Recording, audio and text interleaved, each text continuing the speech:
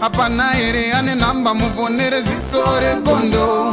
Hapana ere ane namba muponere zisore gondo.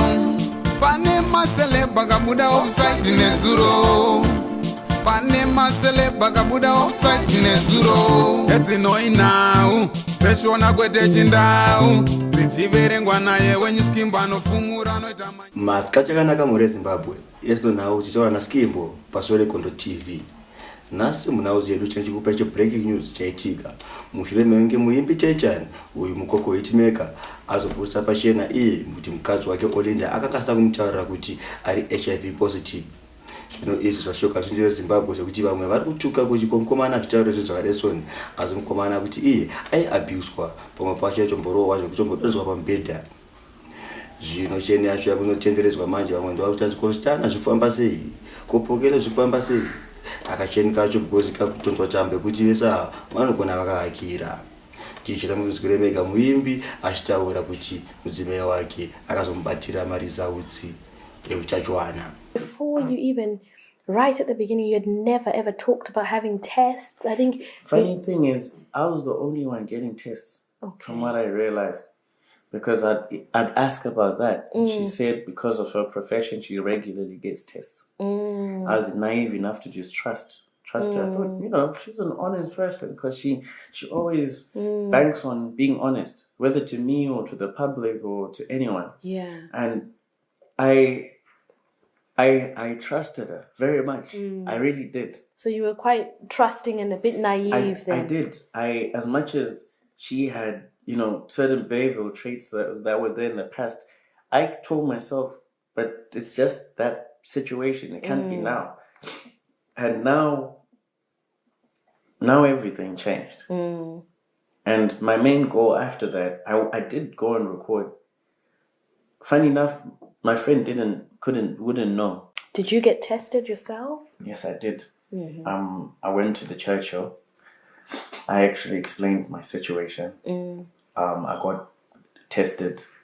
I got on a prep course. Okay. That for 4 months. And I was taking that, and I was okay. Okay. After that, I've been testing regularly. Okay. Yeah, I literally send myself to the doctors now. I still went through a more experience because it became worse. Okay. So this was like the start of a real downhill slide. You said really because from that time on, your relationship things just got worse. Because I didn't know for sure. Okay. And I didn't know this though. Wow. So this was the first time?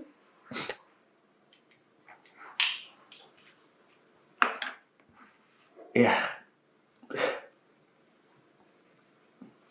So it was the first time. Wow. And she said she didn't want to tell me because she wanted me to live a normal life. And I thought to myself, so I was deprived of a normal life because of that.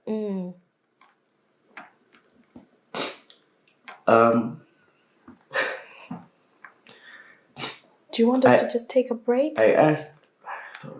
At that point in time, I didn't know what kind of human being I was with. Any good memories, any issues. Zvisine mukadzi wacho Olinda ana kuramba nyaya iyi. Anzozoni mungachayoshambiske neHIV kodai ngeri coronavirus. Azazobuda zvekare kutaura iye kuti zvoni wazviitirei warwadzisa mwana wangu achirwa mhere yakanyanya. Ndichaita muzvinzwire meka zvekare. Baba. Ndingangu ari kuridza mere kuti adarire mwana wangu kani. Why would you do that to your own daughter? To mwana wako. Ezvinezvi it's become a safeguarding. Now it's become another social services issue. Yekungoti mwana wako anongogara achingotariswa chete.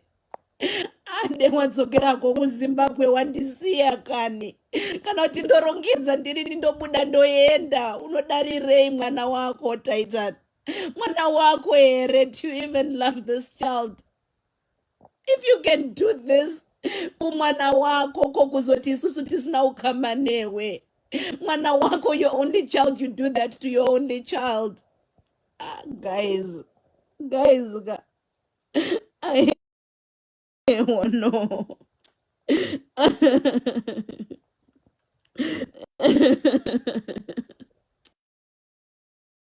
No money.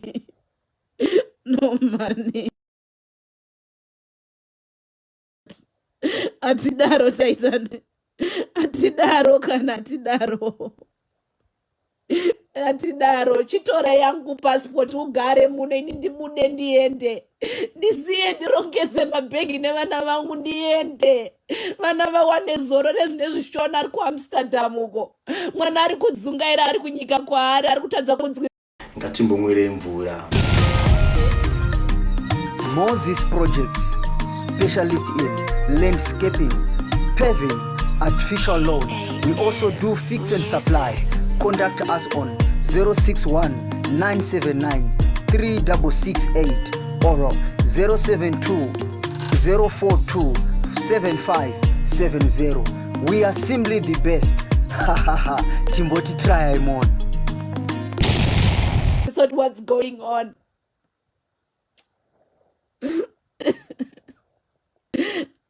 Moyo wangu kani naya mai vangu kani anonditambudza kani mwari kana mai ndozvamakandisira here namo yandinoona inini inondiremera kani.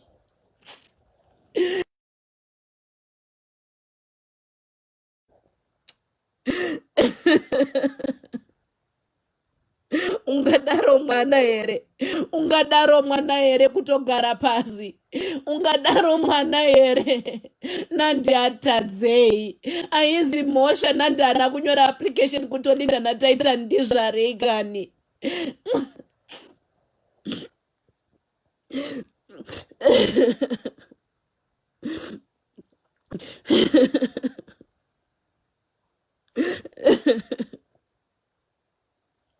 Tytan handina kwandinokwanisa kutaura naye, handina foni yandinokwanisa kusumudza kutaura naye, handina kana shamwari yake yandinokwanisa kufona ndichivaudza kuti tsiurai ndinokwanisa kutaura. Pano ndo pandinokwanisa kumuudza zvaari kuita kuti uri kutikwadza, uri kutirwadzisa. Usatambudze hapana here ane namba muponere ziso regondo, hapana here ane namba muponere ziso regondo. Pane maseleba kabuda offside nezuro, pane maseleba kabuda offside nezuro. Etsinoi now peshona kwete chindau zichiverengwa naye wenyuskimbo anofumura anoita